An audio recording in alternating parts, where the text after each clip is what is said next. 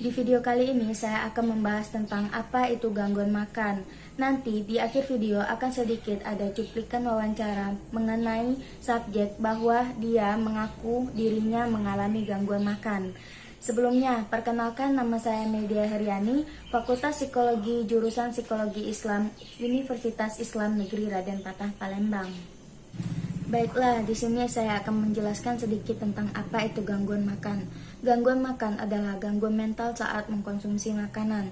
Penderita ini dapat mengkonsumsi terlalu sedikit atau terlalu banyak makanan dan terobsesi pada berat badan dan bentuk tubuhnya. Kita lanjut ke wawancara kepada subjek.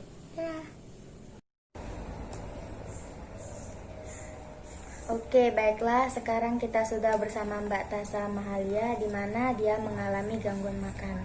Langsung saja kita wawancarai dia. Kapan kamu mengetahui bahwa kamu mengalami gangguan makan ini? Saya mengetahui bahwa saya mengalami gangguan makan yaitu tepatnya pada 3 tahun yang lalu, pada tahun 2018, karena saya mengetahui saya mengalami gangguan makan karena saya tidak mengalami hal yang tidak pernah saya alami sebelumnya, terutama di saat saya makan, karena saya mengetahui tersebut hal-hal yang terjadi pada saat saya gangguan makan itu sebelumnya tidak pernah terjadi, artinya baru terjadi ketika dalam waktu yang dekat, dari mana saya mengetahui bahwa saya mengalami gangguan makan. Oke, apakah keluarga sudah mengetahui? Sejauh ini keluarga saya telah mengetahui. Saya juga cerita kepada orang tua dan anggota keluarga lainnya bahwa saya mengalami gangguan makan atau eating disorder. Oke, apakah kamu pernah memeriksakan diri ke dokter? Setelah saya mengetahui saya mengalami gangguan makanan, saya 5 bulan setelahnya, karena tidak ada perubahan yang terjadi, saya tetap mengalami gangguan makan tersebut.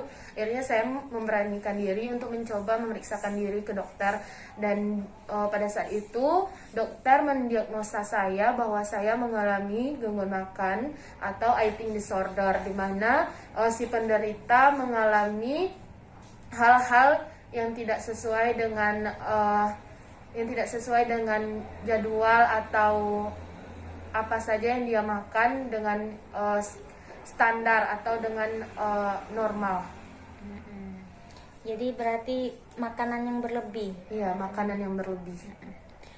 Apa penyebabnya sehingga kamu mengalami ini?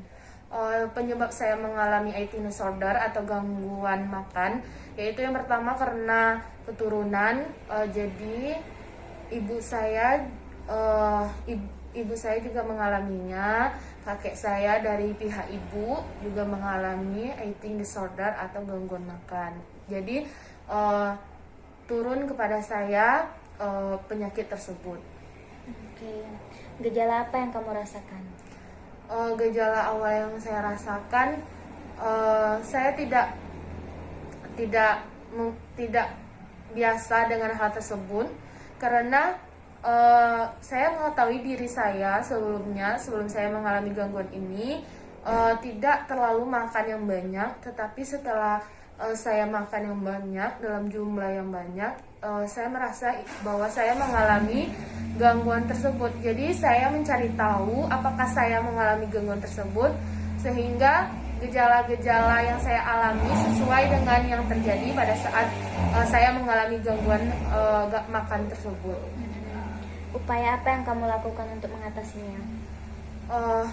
Selalu saya mengupayakan untuk mengatasi gangguan yang saya alami, eating disorder.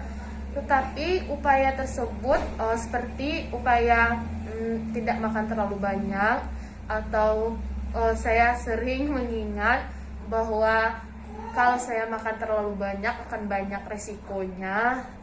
Namun upaya tersebut selalu tidak berhasil, karena saya tetap mempush diri saya, tetap memaksa diri saya untuk makan terlalu banyak. Karena bagi seseorang yang eating disorder, makan banyak itu adalah keharusan yang harus yang dilakukan, tapi kalau dilakukan akhir-akhirnya menimbulkan penyesalan. Oke. Hal terburuk apa yang pernah terjadi? Jadi saya pernah makan 5 potong daging rendang dalam waktu sekitar 15 menitan. Kalau saya ingat hal tersebut, saya bisa malu, bukan malu ya, saya bisa marah ke diri saya bisa nyesal. Tapi bagi saya itu adalah hal terburuk selama saya mengidap atau mengalami gangguan makan atau eating disorder. Oke. Apakah dampak yang kamu rasakan? Dampak yang saya rasakan banyak sih ya Mbak. Pertama, saya jadi pemarah. Saya nggak pernah mikir orang itu siapa, karena kalau saya marah akibat gangguan makan tersebut, ya marah aja gitu. Marah dengan bisa dengan nada yang tinggi, bisa dengan bagaimana, marah yang tidak normal. Marah orang kena gangguan eating disorder dengan marah orang yang nggak mengalami eating disorder itu sudah pasti berbeda.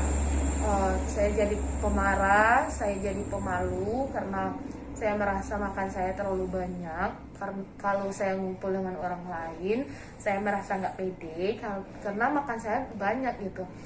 Terus saya jadi orang yang menutup diri, antisosial karena saya mengalami gangguan tersebut.